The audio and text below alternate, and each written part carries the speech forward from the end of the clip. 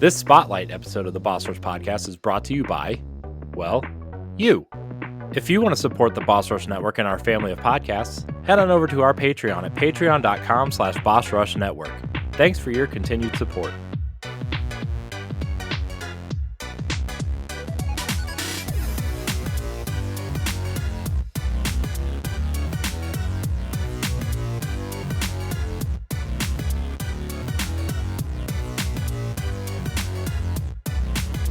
Hello, everybody. Welcome back to a Boss Rush Spotlight podcast. I am your host, Corey Dirrig, and alongside me this week to promote Mental Health Awareness Month is none other than Helen Norris. Hi, Helen. Hey, Corey. Hey, guys. How are you? I am doing a lot better this week than I was last week. That's for certain. Yeah, I hear you. It's been a weird couple weeks since PAX. Coming off that, the being with everybody and kind of coming down off of that of like, oh man, I miss everyone. Yeah, I went from post-con depression straight into a cold that I should have taken more care of, which turned into a full-blown respiratory infection. So I'm on the tail of that. Man, that's rough.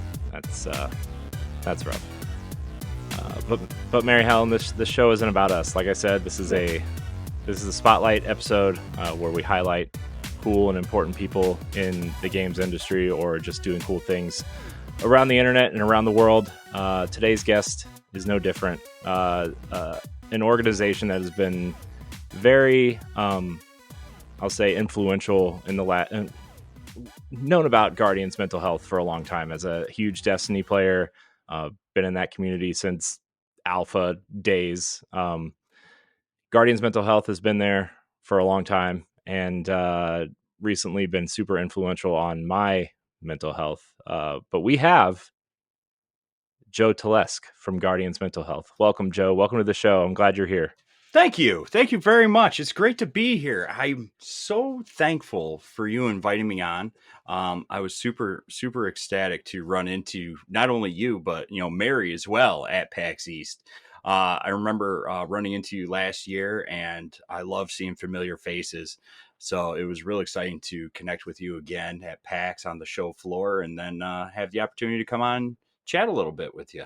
And I can 100% relate with you with the con blues. After the cons, it's such a sensory overload. You see so many people. I was on your Twitter, so such a smiling face with, the people and friends that you run into at these shows and events and things. It's just so uplifting. And then when it's done, it's just like it bottoms out, and it takes a little while to reacclimate yourself to getting back into the work groove and everything else and back into the normal life, I'll say. And we went right from PAX to 4 days later, going right back out to Boston to host the Quiet Room at Anime Boston, which was a fantastic time. And they actually capped out their occupancy for the venue, which I think was like 31,000 for that convention center, the Hyatt. Yeah. And I was shocked, which it was a lot of fun, and we had a great time. And that's always a great opportunity anytime we get to host a Quiet Room and bring resources and, sensory items and all sorts of stuff with us. Yeah, I know a couple people that went and hung out in the Quiet Room, and that's I love that you guys are everywhere. Obviously, like Guardians Mental Health. I think a lot of Destiny players just think you're associated with Destiny, but you should see the emails. Yeah, I mean, you guys are associated with so many different, not just games, but just pop culture and all these things, because I think, especially since the pandemic, right? Like, people have really started to take mental health seriously, way more serious than I ever thought, and not to make this show about me, but like I was the person that kind of like pushed away mental health and was just like, people have it worse. Somebody has it worse. Somebody is going through harder things than I have. And, it it took a lot, and it took my wife to convince me to like really find help, and she's been really supportive. And I start the first place I went to look for resources on like how to figure it out was Guardian's Mental Health, your website. And I found a lot of resources, and I started researching. And I've since gone to a few doctors and figured some stuff out. But I just wanted to, I told you this at PAX, but Mm-hmm. you know you you have been such a huge influence on me getting better, right? I mean, our slogan is "Be Better," right? And I know you probably know the Iron Lords, right? And Cog was on our show in April, and his big thing is health is wealth, but it's not just physical health; it's mental health as well. And um, Right. I've I've taken all that really seriously over the last year or so. And Mary, I know that you've gone through a few things that you've really taken this mental health thing seriously a lot longer than I have. So, uh, I Yeah. just, Joe, I really appreciate what Guardians Mental Health is doing. I really appreciate you taking the time to just talk at PAX. Um, and so, The it's problem is awesome. getting me to stop talking. That's what I've been told, and that's what I try and warn people in advance. I do ramble on. So if you talk to me long enough, I'll tell you every little secret and everything we're working on and everything, because I get so excited. And I've had other directors be like, Joe, we're not done with that.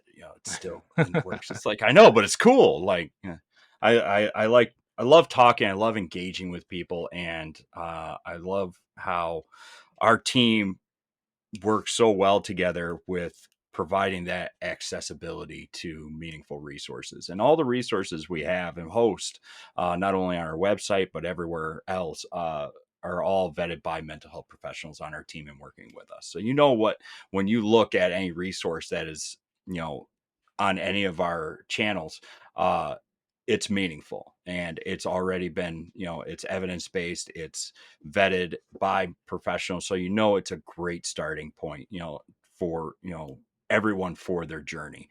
And everyone goes on a mental health journey. We're all affected by mental health, and no two ways the same.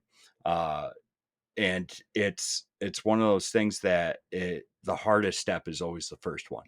And doing the research, educating yourself and things like that, and having places that you can go and get meaningful resources to start your journey is so important for starting that journey and getting uh, proper care, as well as self-care and your well-being. And I mean, like you said before, Iron Lords is, with the well-being, uh mental and physical health are, it's a 50-50 relationship. If you're not mentally doing well, you're not going to be physically well. If you're physically not well, you're not going to be mentally well. So there's got to be a marriage in there where you have to incorporate some physical wellness along with mental wellness. And it can't just be all curls and bench presses and working an elliptical. I love the rowing machine personally. People underestimate that. They laugh at it for the first like 2 minutes, and then 10 minutes in, they're dying. So yeah, Need that's my weeks favorite part. ago. Yeah, a buddy of mine's like, dude, this is it. It's like, yeah, yeah. 10 minutes in, he's sweating bullets. He's like, are we done?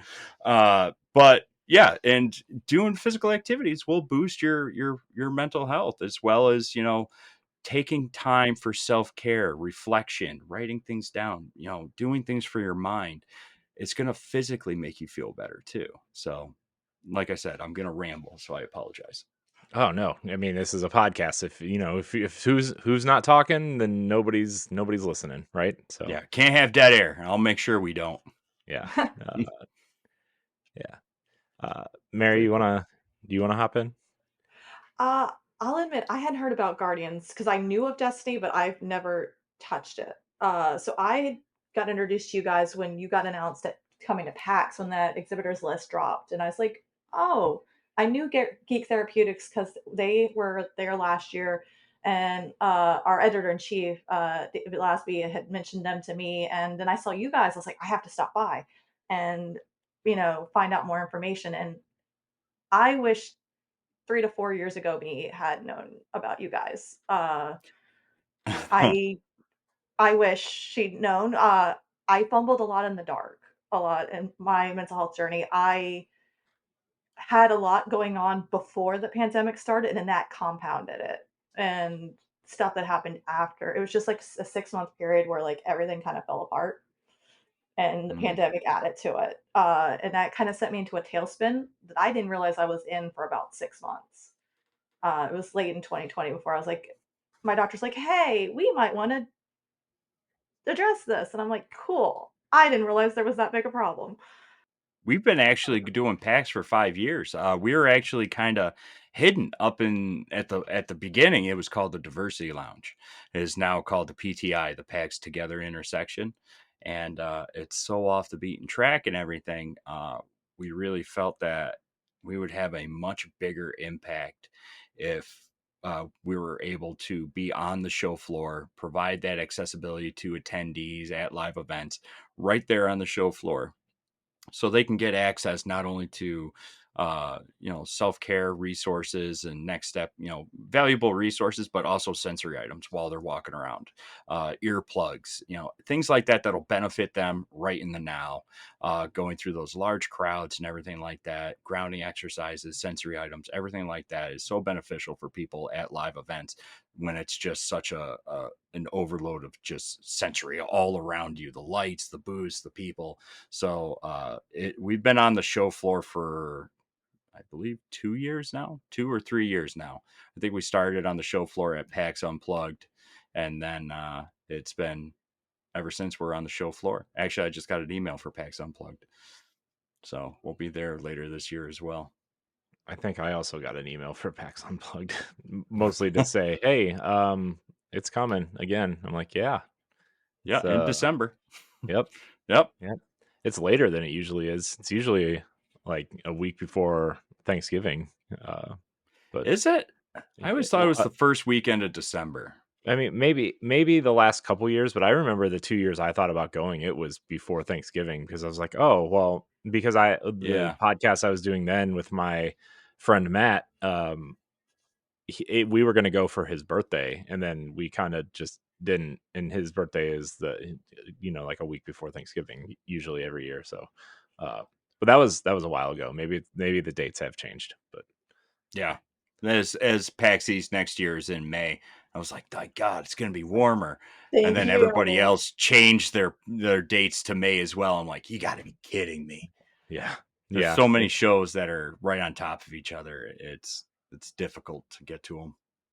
yeah. It's man, they really man, May. My wife's birthday is May 7th, and PAX starts May 8th. So it's Ooh. Wait for Happy it. birthday, hon. Love you. Bye. yeah, night flight, I guess. Yeah, that kind of essentially happened because it's also Mother's Day weekend, and I'm gonna be home for Mother's Day this year, but Is I it kind of already told really? mom don't expect that next year. Yeah. That's all I'm Oh gonna man. say. Yeah. So Guardians mental health.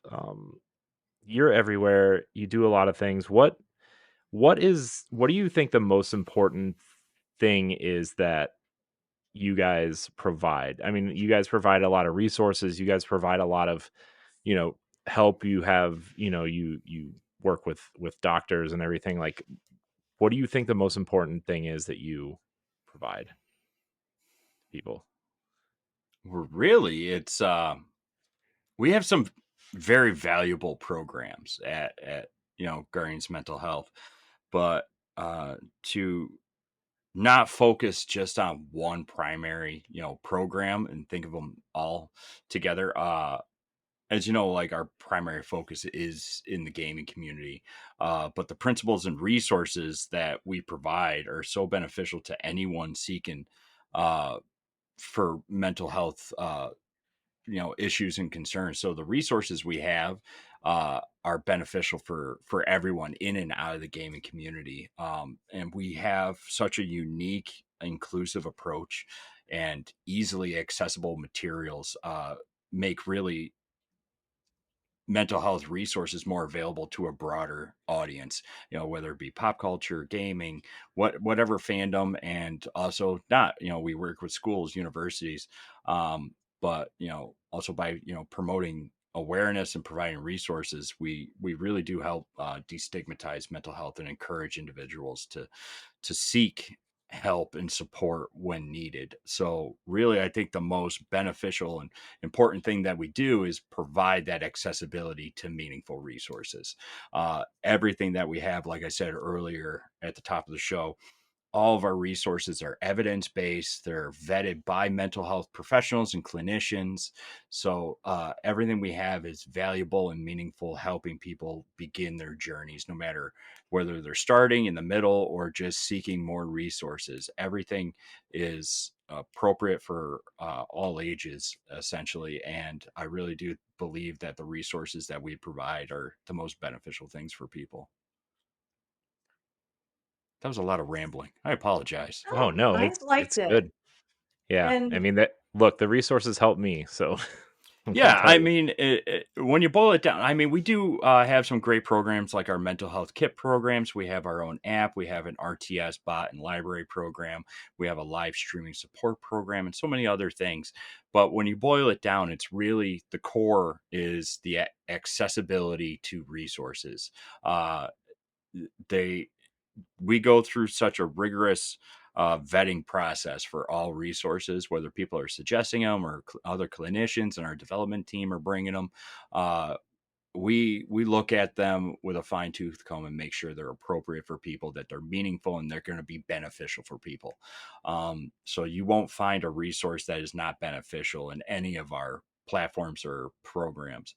So we really do put a lot of thought and care into those. We're not just grabbing things from Dr. Google and just slapping it on our webpage. You will find some of the resources on Google, obviously, but everything that we find are approved by clinicians before it goes in. So I really believe that if you're looking for meaningful and valuable mental health and crisis resources, going to guardiansmentalhealth.org is a great place to start.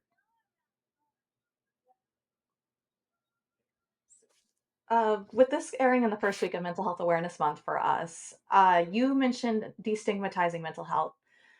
As much progress Mhm. as we've made, especially since the pandemic with this issue, there's still that stigma against mental health. Especially younger generations are seeing that with family and friends in older generations as well, but in other places as well.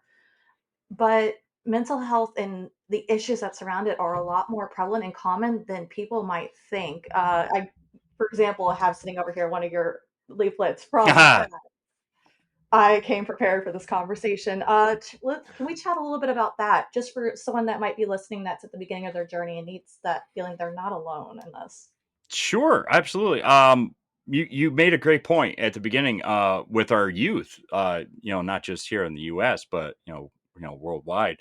But I know a lot of statistics. We look at so many statistics; they're like burned in my brain. But in the U.S., it's roughly like 1 in 6 youths between ages, I believe, 6 and 17 experience a mental health disorder each year.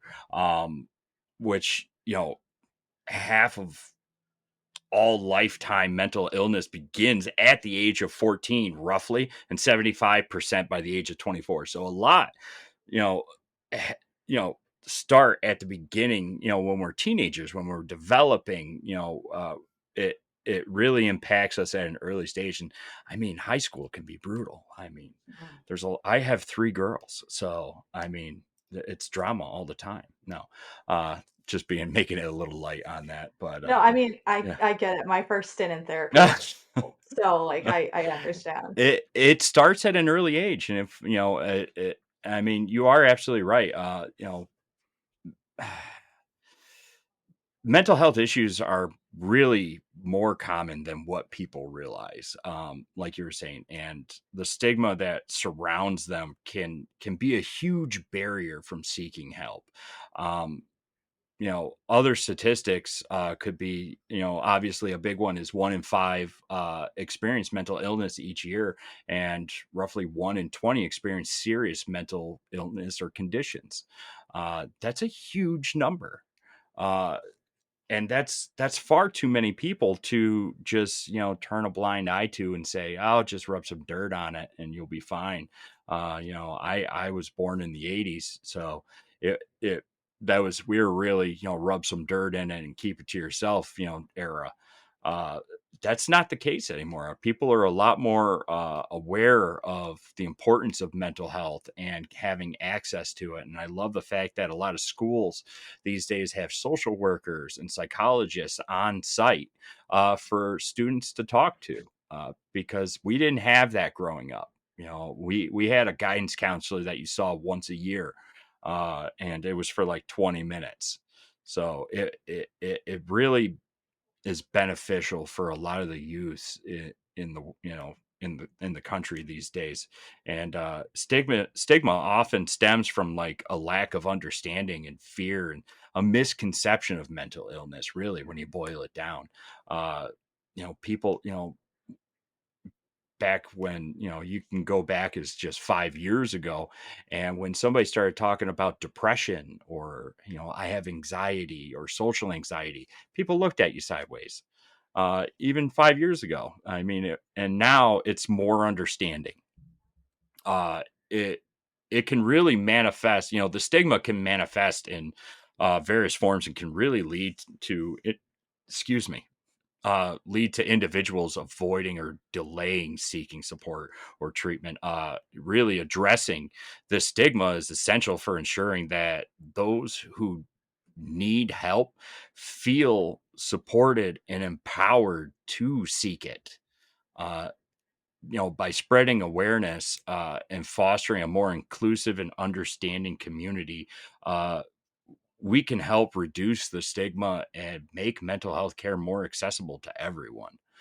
So, really working together, having these conversations, normalizing talking about mental health and its importance and its impact, can really help uplift somebody and make them feel more comfortable and not alone to go seek support. And it's really a strength. And you might hear me parrot that several times in this conversation, but it takes a strong person to reach out, know that you need support, and reach out for it. A lot of people get so much anxiety about reaching out and seeking support, even if it's calling a crisis line. And I've volunteered over 400 hours as a crisis counselor with the crisis text line, just in my own personal time. I'm what they list as a night owl. So I do like anywheres between 10 p.m. and 2 a.m. Blocks. And I'm usually capturing people when they're really anxious. And it can be for anything. The crisis lines are not just there for, suicidal ideations, or, you anything negative like that. You could just have anxiety about a test that is coming up and that you didn't study for or you don't understand. It's an avenue to vent, to get support and next step resources as well. Late at night, not very many people are awake. You can't call your friend or hit them up on Discord because they're sleeping. You can reach out to a crisis line, because a lot of them these days are 24/7. So it's a great opportunity for people to really start their journey there and start getting support. And it's anonymous too. So you don't need to put your name. And a lot more people we found at Guardians Mental Health, and really at the beginning, people are a lot more open and accepting uh, in the gaming community, and especially on the online platforms, because they have that anonymity. They have that gamer tag, Dr. Goku or Krish or Shogi, or, you don't know them as Matt Miller or anything like that from up the street. They get a little bit more comfortable with sharing their struggles and, accepting of support uh, in these platforms. Because of that fact, they can be in their safe space, uh, comfortable, feel safe and everything. They don't have somebody staring at them eye to eye and they can open up. They feel comfortable enough that they can hit somebody up. That's why peer-to-peer support groups are fantastic as well too, and it's a great place to start too. There's so many more opportunities for a mental health journey these days than there was in the past. I mean, yeah, especially through COVID, it really boomed with the teletherapy options. Before, it was kind of shaky. It was, some professionals we work with offered it. Some of them, were kind of against it, preferred the personal one-on-one conversations and interactions. But after COVID, a lot of people had to be accepting of teletherapy. And now it's really bloomed into a great alternative to in-person therapy sessions or support, because you can get the same benefits from it, but you could also be in your own safe space. I don't have to drive 25 miles or across town to go sit in a waiting room or pay $8 for parking and, get anxiety walking up to the office and sitting in a waiting room and then going in and then, not knowing where to start. But I could be home sitting in my safe space and speak to the same professional and pick up, right where we left off. What happened today, what's on my mind. And it's a lot more beneficial from what we've seen so far, just in recent years. And it's got grown even more, because Hmm. even if you don't feel comfortable or you're not in a position where you can talk, some of these lines also offer texting options. I know your resource of Yep. the day from, like, last week, one of them was you can text this line if you don't wanna talk, and they'll text with you. Yep. That was, yeah, the crisis text line, does that, very well. And it's a great option too. Uh, I highly, recommend people, look into those lines. There's also gamer focused ones, gamer harassment hotline. That one has certain times that they're available, but there are so many other options out there, and you can find them on any of our resource libraries at GMH. We list as many as we possibly can. We also list ones for teens as well, so they're age appropriate. So you're not just messaging into just a broad spectrum one. There are focused ones that are available out there today. Yeah, my my nephew, it's funny how we kind of have talked about how kids have it, like you bringing up, teenagers and stuff. My nephew is 9, so he is even younger than that, and they're offering that for him at school, Yeah, which is something they would have just like laughed at when I was his age, like. yeah, I agree. Yeah. So, and he's like, something I've never seen in anyone really, but he's 9 and he's very open about how he's feeling, what's going on in his life. Like, he has ADHD, so like he's really struggling with certain subjects in school, but he's not afraid to like talk about it, and it's incredible how times have changed in just, the 20 years since I've been out of school, let alone, you know. Yeah, I 100% agree. That's why I mentioned it. I was blown away, the fact that there are social workers and psychologists available. Like, we actually moved 3 years ago. Sold, growing family needed more space, so we sold our house, moved to a different school district. This one's a larger one. I'm not a fan of it, but moving on. It I was really impressed with the fact that this district had multiple psychologists available and licensed counseling social workers for students in, of all grades to talk to. And it and I asked for an open house to meet with them, and I met with two of them. And the accessibility is there too. I mean, it's like asking for a bathroom pass. I mean, and be like, I can I go see Miss, is it okay if I go, see Miss Whitaker? Absolutely. And they'll call down, see if she's available, and they'll give them a pass and they can head right down and have a talk. It's very accepting in school these days, where when you and I went to school, it wasn't a Yeah. thing. You know, Yeah. I don't know if you had the same guidance counselor I did, but I can remember that I might have had 3 interactions with that person for my entire duration of high school. Yeah. 4 years of high school, and I talked to them maybe 3 times, and they walked around with a big chip on their shoulder and a crown on their head like they were doing God's work. And Hmm. that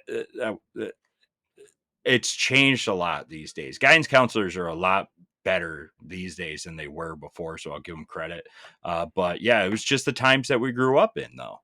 Yeah. There wasn't anybody to talk to. I mean, and when you talk to your friends, they looked at you sideways, like, Yeah.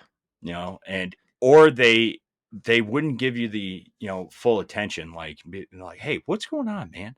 Oh, this and that, and they trail off, like, Hmm. when you it's part of building rapport with somebody. If somebody reaches out for support, or you're the one initiating that conversation, Hmm. you are establishing that connection, you are building that rapport with the person, you are that safety net. You have to make sure before you do that you have time for it. If this is going to be a conversation, you have to be somewhere in 20 minutes. Don't jump into a deep conversation, checking in on somebody at that moment. Connect with them a little later. See if you can talk, tonight at 6 o'clock or something. Or if you do have time, make sure you're giving them your full attention. Don't be playing on your phone. Don't be looking down the hall or down the street. Your focus is on them. You Hmm. want them to feel comfortable. You want them to know that you're listening, because a lot of times when people will initiate these conversations, friend to friend, they're only half paying attention. Hmm. And you want to make sure you're going the extra mile and you're giving them and validating their feelings. Yeah. It's very, very important. Yeah. Um, we I was gonna save this for last, but since we're on on this topic, we do have one Patreon question, and this comes from Sam Hall. He says, "Hi Joe, thanks for taking the time to talk with the Boss Rush team in the audience. As someone who has been dealing with mental health issues for many years, it is really awesome to hear these guys talk about their struggles on After Dark sometimes, and it makes me feel better about some of the things I've gone through. My question is what is the best way to get someone you care about to open up about their mental health when you know they're going through something, but not sound like you're prying into their lives? My friend is very clearly struggling, but I don't know how to help them. Thanks for all you do to make the world a better place." So actually, encouraging someone to open up about their mental health can be delicate. Like I was saying earlier, make sure you have the time, Hmm. but it's really important to approach the conversation with empathy and without making them feel pressured at all. Um, some tips that can kind of give you to help someone feel more comfortable about sharing their feelings. Start the conversation. A lot of people will be apprehensive about being the one to initiate that conversation, but if you initiate it by expressing like your concern towards them in a non-judgmental way, you might be able to say something along the lines of like, "I've noticed you seem a little bit like down lately. I'm here if you want to talk," and initiate that conversation. Give them that opportunity to open up. If they do open up, listen without judgment. Create that safe space, like I was talking earlier, for them to share their thoughts and feelings, and actively listen to them and be attentive without interrupting or offering like unsolicited advice. Don't try and like solve their problems for them. Let them talk. This is where you go back to make sure you have time to dedicate to this, because these are usually conversations that can go on for some time. Uh, at least 45 minutes to an hour, I'll say. Make sure you got at least that amount of time. If not, ask if hey, I get off at 6 o'clock tonight. Uh, it's okay if I give you a call. just say something like that. Mind if I shoot you a DM? You want to play a game or something? Something like that, along that lines, where you're not going to be, interrupted or anything. And when you do initiate that conversation, actively listen. Don't have your phone in your hand. Don't be looking at, excuse me, don't be looking at screens or, what's the dog doing? You know, uh, Make sure you're giving them your full attention and really validate their feelings. Acknowledge their emotions and what they're experiencing. Validation can be as simple as saying, and something along the lines of, it that sounds really tough. I'm sorry you're going through this, man. Something like that. Validate them. Offer them support as well. Let them know that you're there for them. Ask how you can help. Sometimes just being present and available can make a huge difference. Knowing that they have that support network available to them if they need to talk is a huge weight lifted off a lot of people, because a lot of people don't feel like they can talk to anybody. And I'm not saying like, abuse that, have people abuse that, but offer that support and also, learn some boundaries with it. But also encourage them to, encourage professional help. If they're open to it, suggest seeking help with a mental health professional. You could offer to assist them with finding resources, or even, go with them to their first appointment if they want, as support. You don't have to sit in the go into the office with them, but you can go that, drive with them over there, walk into the building together, sit with them, and then when it's their appointment, just look at them and be like, all right, I'll be here when you get out.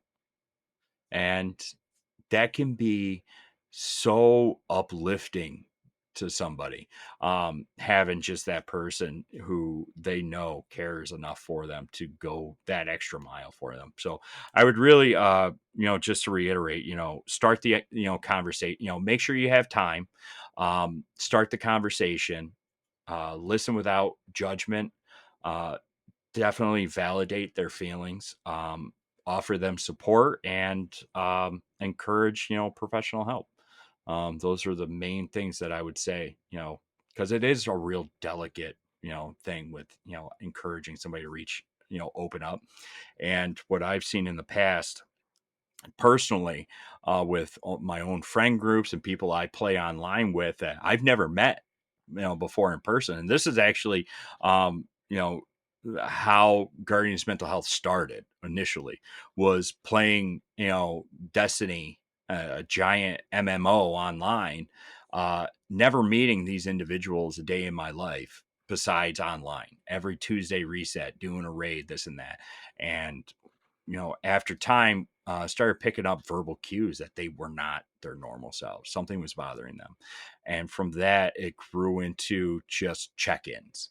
I'd reach out to them in voice chat after and see, hey, what's going on, Corey?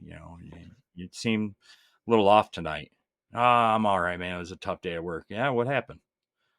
Give them that opportunity to open up and share. But sometimes they're not comfortable right off the bat. So be understanding as well. It might take a few times, just let them know, hey man, if you ever want to talk, I'm here. But don't just let it die. Check in with them later, let it go, a couple days, a week or so. If they seem down in the dumps still, check in with them again. Hey, you all right? Something bothering you? Hey, if you want to talk, I'm here, man. And, sometimes sharing something that, you have been going through, like, oh man, if, I had a real rough day at work today. I mean, it was pretty tough, but, how was your day? And see if you can get them to open up. Don't pry too much. Don't force it, but just give them that opportunity to share themselves, but also, create that safe space where, they know that you're sharing something that's difficult, that they also have that same opportunity too. Um, this is a conversation that we could literally dedicate an entire show to. Yeah. Sorry. No, it's good. That's good advice. Really. All right. And you kind of hinted to start answering this in the previous one, so I'm actually gonna to circle back to it. Um, if there's someone listening to this who is struggling and scared to reach out, what advice do you have for them? Okay. Scared to reach out to start, okay. So, if somebody is really feeling, I actually started talking about this before. That's why I'm making you finish Yeah. the Yeah. thought. It's like, wait a minute. I had to pause. I'm like, wait a minute. This isn't an individual. This is a friend. Okay. All right. Well, if you're feeling really hesitant, or, scared to reach out for, mental health support or resources, some advice that might encourage you to take some important steps towards that, like I said at the top of the show, um, the first step is always the hardest. That is the most, frightening and nerve-wracking thing that you can do is take that first step, because you don't know what to expect. It's new, it can be scary, but no, you're not alone. Remember that many people experience mental health challenges, and it's okay to seek help. It's all right. um, but take small steps. Start with small steps. It could be as simple as reaching out to a trusted friend and like a peer, a support network. Share how you feel with them. You can contact a crisis line and just, like the text lines, share your feelings there. Small steps. You don't have to dive right into going to find a psychologist or something like that. You take a small step, reach out to a family member, a friend, a crisis line, just to start sharing what you're feeling, what you're experiencing, what's bothering you. And that will also translate into getting resources as well. It could help you start your journey there. um, Support groups. Look for a support group either in person or online. There's so many different options. Connecting with others who understand what you're going through can be so incredibly helpful.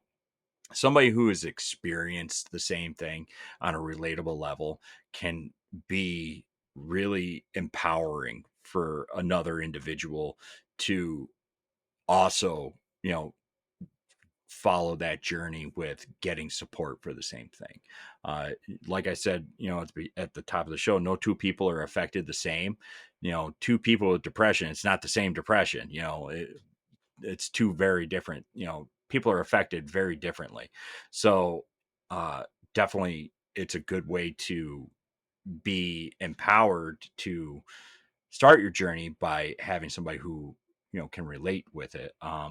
Also remember, if you do seek professional help, it's it they're your professional mental health professional is bounded by a confidentiality. They cannot share anything with anybody. So you can talk about your concerns or, whatever you want, knowing that your privacy will be respected. Whatever, it can be so nerve-wracking to go in and talk to a complete stranger and share these things that are incredibly important to you that you might not think the other person would care about, but it could be literally anything. They're not going to tattle and tell their friends and like go to the bar and be like, Billy is really having a tough time. Man, they told me this. They had a dream about a penguin. No, they're not going to do that. But also, professional help. Consider contacting a mental health professional near you or online. They're trained to help and can provide, the support you need. They're going to be able to help you outline a self-care plan. Uh, you know, uh, Check in on your wellness, help you with any sort of diagnosis. Don't trust the internet for don't self-diagnose, please. There's a lot of that. The Miss Cleo self-diagnosis programs on Google are not right. Please don't use those. Speak to a professional. But Yeah, that's a part of my rambling right there. Yeah, I call those Miss Cleo. A lot of people these days, with the accessibility of the internet and everything, will use a 20 question, you know, program to self-diagnose themselves, where it could be somewhat accurate. Not talk to a mental health professional. Let them do the diagnosis. That way, it's accurate. We had an ambassador who just was diagnosed recently too for something that uh, was completely just out of left field, that they never would have figured they would have been affected by, or would have been a condition that they had, and now are going through treatment for it and feel better than ever. This is something that you can't get from Dr. Google, or filling out the questions on him or her.com. No, talk to a mental health professional. But to reiterate, know you're not alone and take small steps. It can be scary, reaching out for support, but you're not alone. Like I said before, 1 in 5 adults across the U.S. are affected by mental health.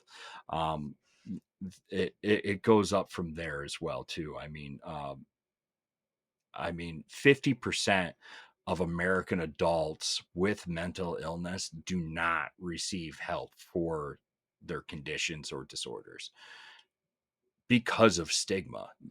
And a part of that being scared is a part of the stigma that is on mental health, um, or could be. And I would say just know you're not alone, take small steps, uh, you know, seek professional help, group support. Start small, work your way up, and know that there's confidentiality with speaking to a professional. They're not going to share anything, so that's a few places to start. Like I said, I'm going to ramble a lot, so I apologize. Oh no, I've been really enjoying this. And one more before we let you go. We have talked a lot about Guardian's mental health and the various resources. Where can people find you around the internet so they can take a look at all of these resources?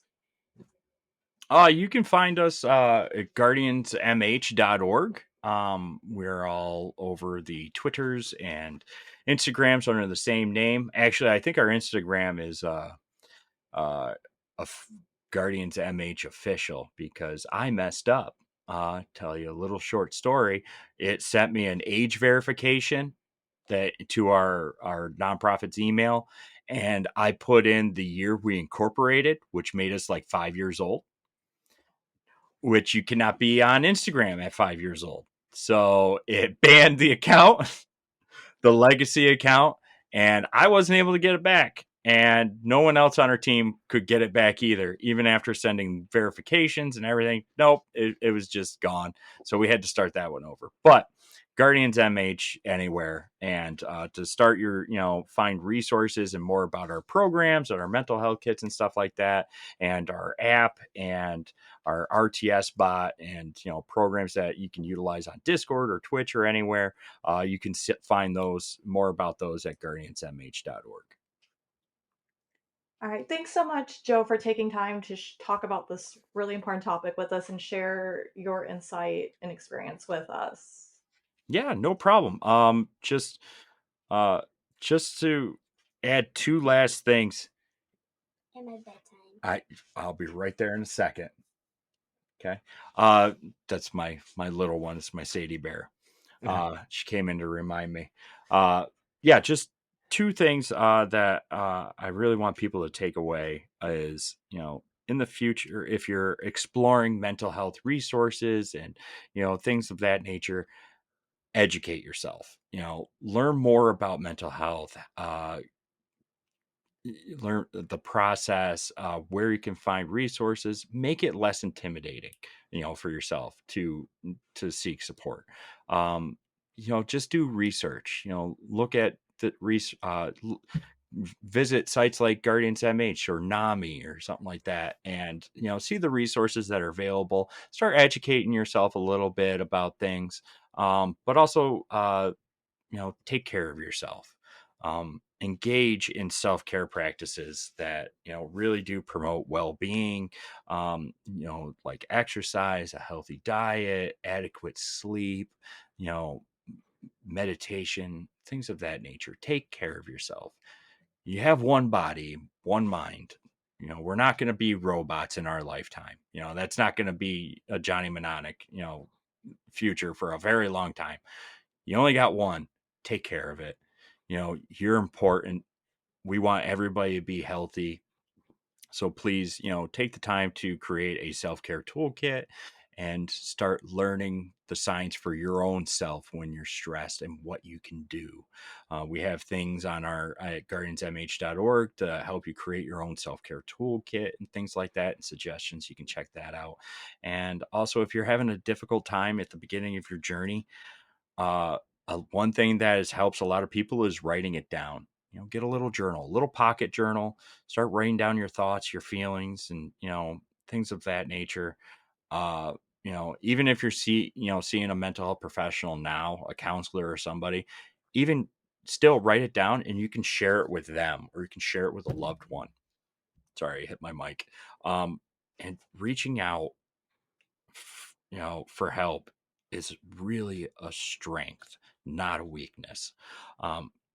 It takes an immense amount of courage to acknowledge your needs and take steps to improve your mental and physical health.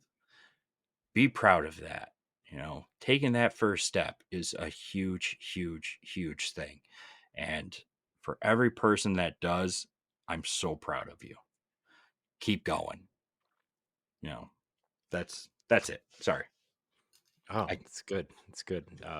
Like I said, Guardians Mental Health helped me take the first step, and check it out. I'm putting all the information in the show notes on the website.